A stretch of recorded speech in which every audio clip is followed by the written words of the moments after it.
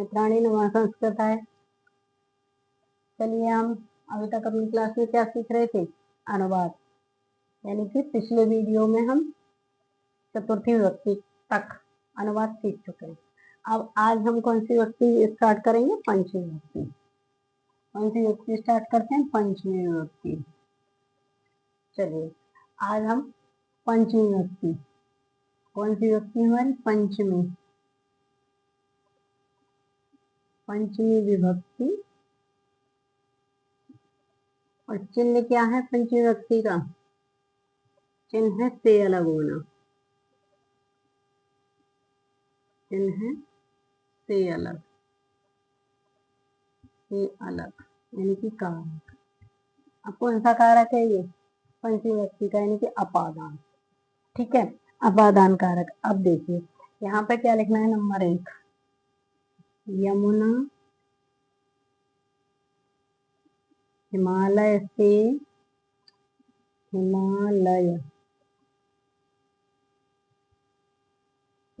से निकलती है,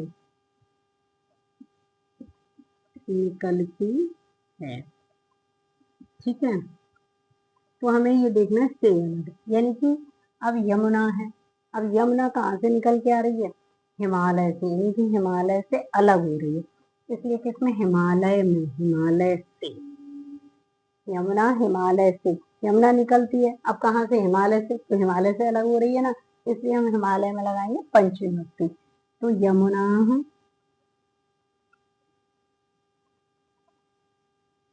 अब कहाँ से निकल रही है? हिमालय से, तो आएगा हिमालयात। कहाँ से? हिमालयात।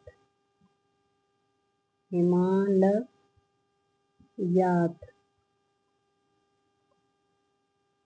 अब क्या है? निकलती है या गिरती है? प्रभवती। प्रभवती, प्रभवती माने निकलती है। तो यमुना कहाँ से निकलती है? हिमालय से। तो हिमालय में हमने कौन सी विभक्ति लगाई? पंचमी विभक्ति। पंचमी विभक्ति में क्या है? अपादान कारक। अब दूसरा है हमारा, वृक्ष से पत्ते गिरते हैं।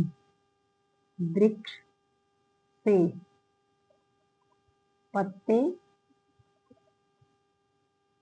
गिरते हैं, गिरते हैं। तो जो पत्ते हैं वो किससे अलग हो रहे हैं? वृक्ष से। तो इसीलिए हम वृक्ष में क्या लगाएंगे? यानी कि वृक्ष हमारा क्या है? पंचमी विभक्ति, यानी कि अपादान कारक। पंचमी विभक्ति में कौन सा कारक होता है? अपादान। तो इसीलिए हम किस में वो लगाएंगे अपनी विभक्ति? यानी कि वृक्ष में। तो वृक्ष में हम कौन सी विभक्ति लगाएंगे? पंचमी विभक्ति। तो वृक्षात। क्या बनेगा? वृक्षात। वृक्ष से। अब एक पत्ता तो है नहीं, बहुत सारे पत्ते हैं ना, तो पत्राणि पतंती। पत्राणि पतंती।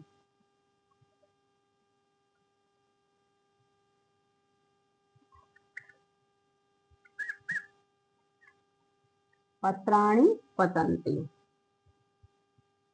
ठीक है, पत्राणि पतंती। अब आगे कृष्ण का, यानी कि वह विद्यालय से घर जाता है। वह विद्यालय से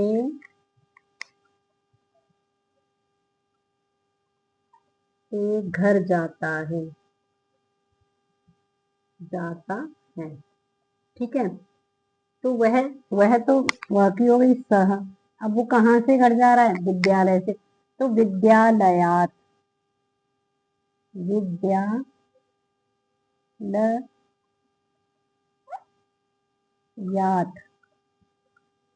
विद्यालयात। अब कहाँ जा रहा है? गृहम। कहाँ जा रहा है? घर। गृहम गच्छति। ठीक है, गृहम गच्छति। अब नेक्स्ट है हमारा, यानी कि वह कहाँ से जा रहा है? विद्यालय से। तो विद्यालय क्या है? अपादान कारक। यानी कि जो चीज जहां से अलग हो रही है वहीं पर हम कौन सा लगाते हैं? पंचमी विभक्ति। अब वह गांव से, वह गांव से घर जाती है, घर जाती है। सह यानी कि अब आ गया सा, क्योंकि क्या है, जाती है, लड़की है, तो सा ग्रामात, अब कहाँ से जा रही है, वो गांव से, तो जिससे जहां से जो अलग हो रहा है उसी में ही हम क्या लगाएंगे, पंचमी। ग्रामात गृहम गच्छति, गच्छति हमारी क्रिया वही रहेगी, चाहे हमारा स्त्रीलिंग हो चाहे पुल्लिंग हो, क्रिया हमारी वही रहती है, हमेशा क्रिया हमारी कोई चेंज नहीं होती है। अब पांचवा है हमारा राम कुएं से, अब कुएं से क्या करेंगे, हम पानी तो भरेंगे या क्या करेंगे, पानी लाता है, लाता है। तो यानी कि राम क्या है हमारा, राम एक ही तो है, तो राम, राम, अब राम कहाँ से पानी ला रहा है, कुएं से। अब कुएं में कौन सी विभक्ति लगेगी, पंचमी ना, कुपात,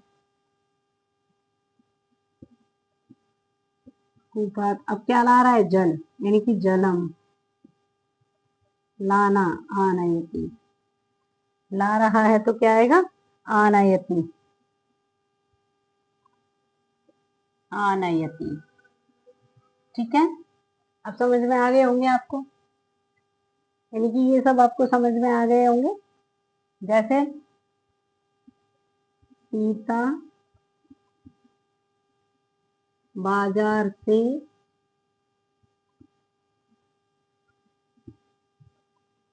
घर, घर आती है, आती है। ठीक है, अब सीता का क्या लगेगा, सीता, बाजार से, आपणात, आपण माने भी, आपण माने भी बाजार होता है, और हट्टात, हट्ट, तो आपणात, बाजार से, आपणात, बाजार से क्या ला, कहाँ आती है, घर, तो गृहम, बाजार से घर, गृहम आती है तो आगच्छति, क्योंकि सीता भी एक है इसलिए आगच्छति। ठीक है, अब आपको पंचमी विभक्ति के समझ में आ गए होंगे, यानी कि जो चीज, अब यमुना कहाँ से अलग हो रही है, हिमालय से अलग हो रही है, तो इसलिए हिमालय में कौन सी विभक्ति आएगी हमारी, पंचमी या पादान कारक। ऐसे ही पत्ते गिरते हैं लेकिन किससे अलग हो रहे हैं, वृक्ष से, तो वृक्ष में कौन सी विभक्ति आएगी हमारी, पंचमी विभक्ति। ऐसे ही वह विद्यालय से घर जाता है, तो वह कहाँ से अलग हो रहा है, विद्यालय से, तो इसलिए हमने विद्यालय में क्या लगाएंगे, पंचमी विभक्ति। उसके बाद वह गांव से घर जाती है, तो वह कहाँ से जा रही है, कहाँ से अलग हो रही है, यानी कि गांव से, गांव से कहाँ जा रही है, घर, तो गांव से घर यानी कि अपने घर में जा रही है, गांव में कहीं, गांव किसी के यहाँ गई होगी, तो उसके यहाँ से आकर के वो कहाँ जा रही है, अपने घर जा रही है, तो इसलिए किस में लगाएंगे हम, ग्रामात, गांव में। फिर राम कुएं से पानी लाता है, तो राम पानी लाता है लेकिन कहाँ से ला रहा है, कुएं से, तो कुएं से अलग हो रहा है, इसलिए कुएं में क्या लगेगी, पंचमी, कुपात। सीता बाजार से घर आती है, तो सीता कहाँ से आ रही है, यानी कि किससे अलग हो रही है, बाजार से ना, बाजार से कहाँ आ रही है, घर, घर आ रही है, लेकिन कहाँ से, बाजार से। तो आप प्रश्न पूछेंगे कि वो कहाँ से आ रही है, वो कहाँ से गिर रहा है, कहाँ से क्या हो रहा है, तो उसी में हम क्या लगाएंगे, पंचमी विभक्ति। ठीक है, आपको पंचमी विभक्ति समझ में आ गई होगी। अब हम चलते हैं अपने षष्ठी विभक्ति या संबंध। षष्ठी विभक्ति को हम क्या बोलेंगे, संबंध, संबंध कारक। कौन सा कारक बोलते हैं षष्ठी विभक्ति को, संबंध। तो संबंध का चिन्ह क्या है, विभक्ति चिन्ह हमने याद कराए थे ना आप लोगों को, तो उसका चिन्ह क्या होता है बताइए, किसी को पता है, नहीं पता, तो क्या होगा, का की के रारी रे। ठीक है, क्या होगा, का की के रारी रे, इसका नानी ने, यानी को भी वो आएंगे, काकी के रारी रे, नानी ने, ये सारे वर्ड जो चिन्ह है वो किसके हैं, संबंध कारक के, किसके हैं, संबंध कारक के। तो देखो विभक्ति कौन सी होगी हमारी? षष्ठी। पंचमी विभक्ति तक हम सीख चुके षष्ठी विभक्ति। अब षष्ठी विभक्ति कारक चिन्ह में इसको क्या कहेंगे हम? संबंध। अब चिन्ह क्या है इसका? चिन्ह क्या है? का की के। का की के। अब काकी के आदि इसी की तरह से रारी रे नानी ने जो भी आएंगे वो सब किस में आएंगे? षष्ठी विभक्ति में। ठीक है। अब देखिए षष्ठी विभक्ति वह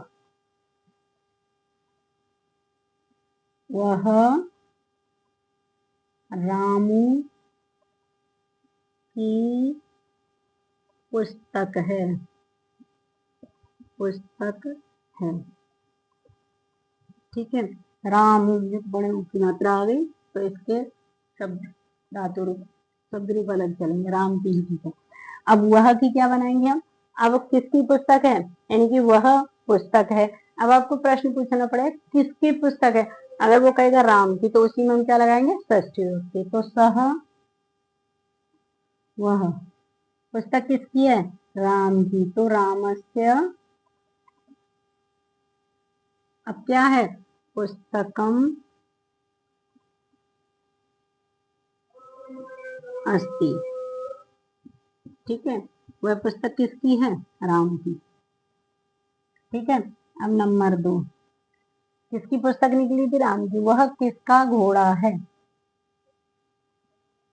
वह किसका घोड़ा है? घोड़ा है। तो अब किसका तो क्वेश्चन मार्क आ जाएगा ना, किसका घोड़ा है, इसीलिए किसका घोड़ा है। तो किसका, ये है ना काकी के रारी रे वो सब आते हैं उसमें। तो सह कस्य। कस्य माने किसका। कस्य अश्वः अस्ति। अश्वः अस्ति।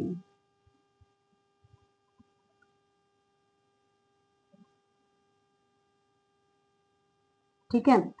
अब कृष्ण का जन्म रात कृष्ण का जन्म रात्रि में हुआ। किसी का भी जन्म कर लो आप, यानी कि राम का, श्याम का। अब यहाँ पर हम लिख देते हैं राजा का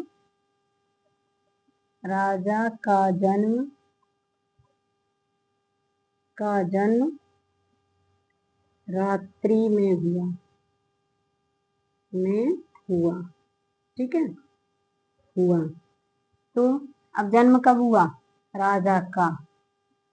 तो किसका जन्म हुआ? राजा का। तो नृपस्य। नृपस्य। नृपस्य। अब किसका जन्म हो रहा है? राजा का। कब हो रहा है? यानी कि नृपस्य।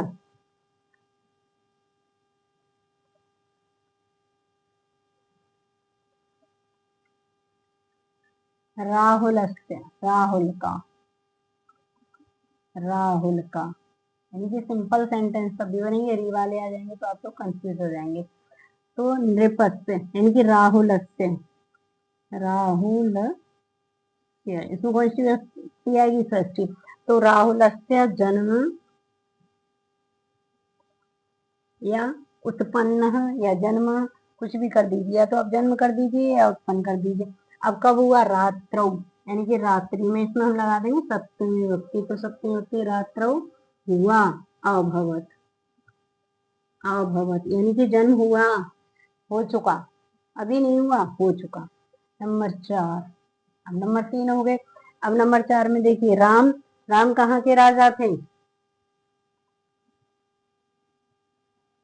राम अयोध्या अयोध्या के राजा थे। ठीक है। तो राम कहाँ के राजा थे? अयोध्या के। अयोध्याया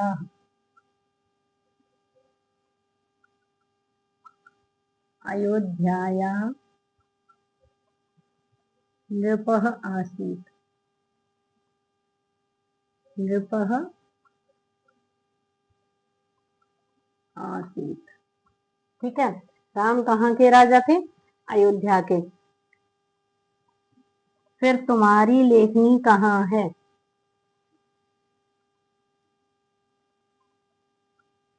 तुम्हारी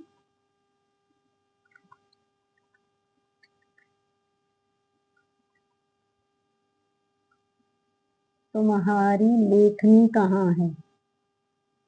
लेखनी कहाँ है? कहाँ है?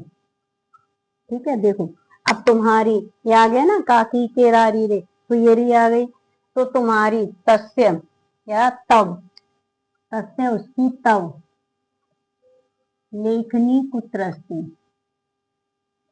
लेखनी कुत्र अस्ति? कुत्र अस्ति?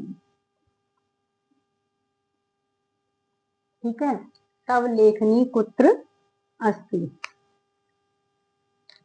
ठीक है,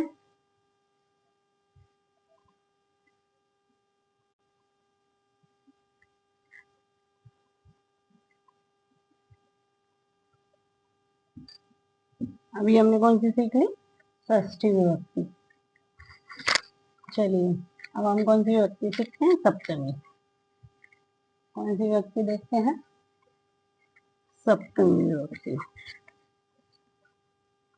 सप्तमी विभक्ति में सप्तमी विभक्ति का चिन्ह क्या है? सप्तमी विभक्ति का चिन्ह क्या होता है? मैं पर। क्या है? मैं और पर। चलिए देखते हैं हम सप्तमी विभक्ति। कौन सी? सप्तमी। सप्तमी। और सप्तमी विभक्ति का चिन्ह क्या है? काकी। ये तो था षष्ठी विभक्ति का, अब हम कर रहे हैं सप्तमी विभक्ति। कौन सी विभक्ति कर रहे हैं? सप्तमी। तो सप्तमी विभक्ति का चिन्ह मैं पर। मैं पर।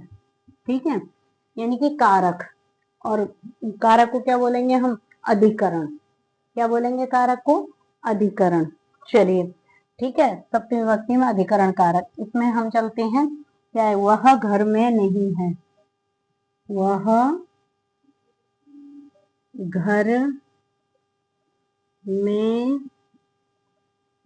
नहीं है। ठीक है, तो वह की क्या होती है? सह घर में। अब वो कहाँ नहीं है? घर में, तो गृहम, गृहे। सप्तमी विभक्ति में जैसे रामे, ऐसे गृहे न अस्ति। न अस्ति, नहीं है। समझ में आ गया होगा, यानी कि वह घर में नहीं है। तो सह गृहे न अस्ति। अब सागर में नौका है। सागर में, सागर में नौका है। ठीक है, तो सागर, सागरे। अब इसमें ये आ गया ना मैं, तो उसी में हम सप्तमी विभक्ति लगाएंगे। सागरे नौका, यानी कि तरणी। तरणी यानी भी नौका होती है। तरणी अस्ति। ठीक है, तरणी अस्ति। अब जैसे तालाब में,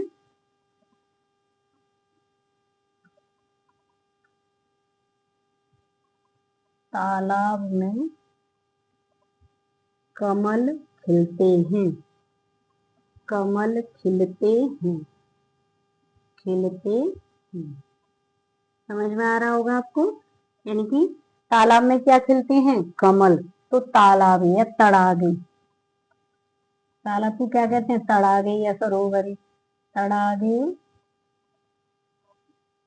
अब क्या खिलते हैं? कमल बहुत सारे हैं, तो कमलम, कमल खिलते हैं। क्योंकि कमल खिलता है नहीं, कमल खिलते हैं, तो कमलानी, यानी कि बहुत सारे खिल रहे हैं। कमलानी विकसंती। कर्ता के अनुसार हमें क्रिया लगानी है, तो वही है। यानी कि तालाब में क्या खिल रहे हैं? कमल। कितने कमल हैं? बहुत सारे। तो तालाब में, सागर में, यानी कि इसलिए क्या अधिकरण कारक हमारा। अब नंबर 4 है, घर में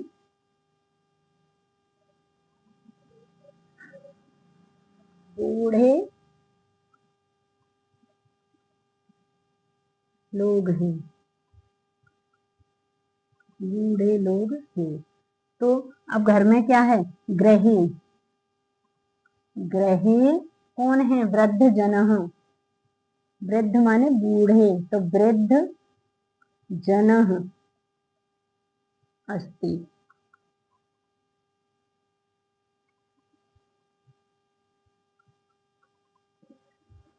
वृद्ध जना अस्ति। ठीक है, घर में बूढ़े लोग हैं, वह आसन पर बैठा है, वह आसन पर बैठा है, वह कहाँ पर बैठा है, आसन पर बैठा है। तो अब वह की संस्कृत तो आपको पता ही होगी, सह। अब बैठा कहाँ पर है, आसन पर। ठीक है, कहाँ पर बैठा, आसन पर, तो आसने, आसन में ही हमें कौन सी युक्ति लगानी है, सप्तमी, आसने, आसन पर क्या कर रहा है, बैठा है, तो तिष्ठति, क्या लिखा जाएगा, तिष्ठति, तिष्ठ माने बैठना और बैठा है तो तिष्ठ। ठीक है, सप्तमी विभक्ति समझ में आ गई होगी आपके। देखिए, वह घर में नहीं है, तो घर में क्या है, अधिकरण, अधिकरण में हम क्या लगाते हैं, सप्तमी विभक्ति। तो सह ग्रहे न अस्ति, है कि अस्ति। सागर में क्या है, नौका, तो सागरे तरणी अस्ति। ठीक है, तालाब में कमल खिलते हैं, तो कमल कहाँ खिल रहे हैं, तालाब में, तो तालाब में ही हम क्या लगाएंगे, अधिकरण, यानी कि अधिकरण कारक अर्थात सप्तमी विभक्ति। तो तड़ागे कमलानी विकसंती, घर में बूढ़े लोग हैं, तो ग्रहे वृद्ध जना अस्ति, फिर वह आसन पर बैठा है, सह आसने तिष्ठति। ठीक है, अब देखिए हम एक और हमारा रह गया क्या, संबोधन। अब तो संबोधन भी देख लेते हैं हम, संबोधन, संबोधन। अब संबोधन में क्या आता है, यानी कि संबोधन में संबोधन ही आएगा, तो संबोधन का चिन्ह क्या होता है, हे हो अरे, हे ओ अरे। ठीक है, अरे, अरे। ठीक है, अब देखिए, हे राम तुम यहाँ आओ, नंबर 1, हे राम, यानी कि जिसको भी हम बुलाते हैं उसी के आगे हम क्या लगाते हैं, संबोधन चिन्ह, यानी कि किसी को आवाज दे करके रुक जाते हैं, उसको कहते हैं हम संबोधन, यानी कि समान आदर पूर्वक उसको बुलाना। ए इधर आओ, तुम कहाँ जा रहे हो, इधर आओ, ओए इधर आ, तू कहाँ जा रहा है, तो ओए, ओए क्या है, यही हमारा संबोधन है। तो हे राम तुम यहाँ आओ, यहाँ आओ। ठीक है, तो हे राम की क्या, हे राम की हे राम ही बनेगी, हे राम।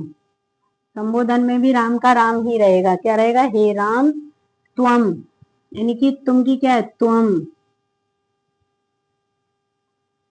यहाँ आओ, अत्र आगच्छ, अत्र आगच्छ।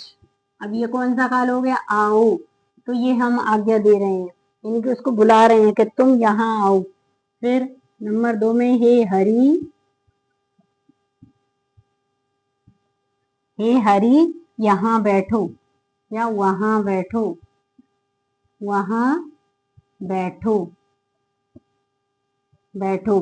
तो हे हरि की हे हरि हो जाएगी, हे हरे, क्या आ जाएगी इसमें, इकारांत है इसलिए हरे, राम अकारांत था इसलिए राम, हे हरे, हरे। और वहां की क्या होती है, तत्र, तत्र तिष्ठ, तिष्ठ। ठीक है, अब ऐसे ही अरे, अरे पिताजी यह क्या है, अरे अरे ऐसे कहते थे ना, अरे पिताजी यह क्या है, क्या है। तो अरे की क्या होगी, अरे अरे। फिर अब क्या आएगी, अरे पिताजी यह क्या है, तो अरे जनकः क्या होगी, अरे जनक, यानी कि किसी को बुलाते हैं, अरे इधर आओ, तो अरे पिताजी ये क्या है, अरे जनकः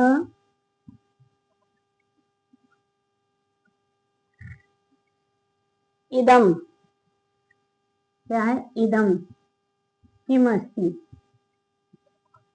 किम अस्ति, यह क्या है, ठीक है, किम अस्ति। अब नेक्स्ट है हमारा, बालको सदा सत्य बोलो, बालको, अब बालको, ठीक है, क्या करो, सदा सत्य बोलो, सदा सत्य बोलो, बोलो यानी कि हमारा ये चिन्ह आना चाहिए, बोलो। तो आप यहाँ ऐसे भी लिख सकते हो, हे बालकों, या अरे बालकों, हे बालकों, ऐसे भी आप लिख सकते हो, हे बालकों सदा सत्य बोलो। तो हे बालकों की क्या आएगी, हे बालकों, हे बालकः क्या आएगी, हे बालकाः, क्योंकि एक तो है नहीं हे बालकों, तो हे बालकाः, हे बालकाः, ठीक है, ये बहुवचन का है तो इसलिए हे बालकाः सदैव, सदा की क्या होगी, सदा सत्यम वद, सदा सत्यम वद, ठीक है। आज हमारे पूरे यानी कि प्रथमा विभक्ति से लेके और संबोधन तक आज हमारे कारक विभक्तियों के अनुसार अनुवाद समाप्त हो गए हैं, यानी कि संस्कृत से जो, सॉरी हिंदी से संस्कृत में जो हमने अनुवाद किए थे, आज हमारा उसका यानी कि सब्जेक्ट विषय जो है समाप्त हो गया है। तो अब आगे जो है हम सभी लकारों के अलग अलग आपको बताएंगे कि वर्तमान काल वो लट लकार के कैसे बनेंगे, और यानी कि उसमें हम विभक्ति भी बीच में मिक्स करेंगे, यानी कि और काल भी अब अलग अलग नहीं बताएंगे, यानी कि केवल ऐसे विभक्ति के हो गए, ऐसे ही हम क्या करेंगे काल के, कि ये लट लकार के, यानी कि अभी तो हमने केवल क्या बताए थे आपको, यानी कि पुरुष और केवल क्रिया बताए थे। अब हम उसमें कर्म और वो सब लगा करके आगे अनुवाद आपको और बताएंगे, अभी तो यानी कि अनुवाद ही चलेगा।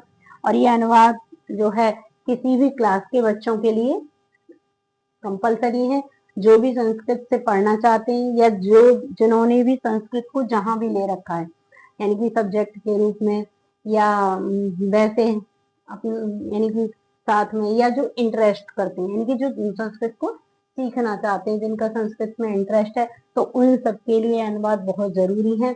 इसी प्रकार के वीडियोस प्राप्त करने के लिए आप हमारे चैनल को लाइक करें, शेयर करें एंड सब्सक्राइब करें, और आप हमें ये भी बताएं कि आप ही हमारी वीडियोस कहाँ से देख रहे हैं, ताकि हम उनको धन्यवाद दे सकें। धन्यवाद।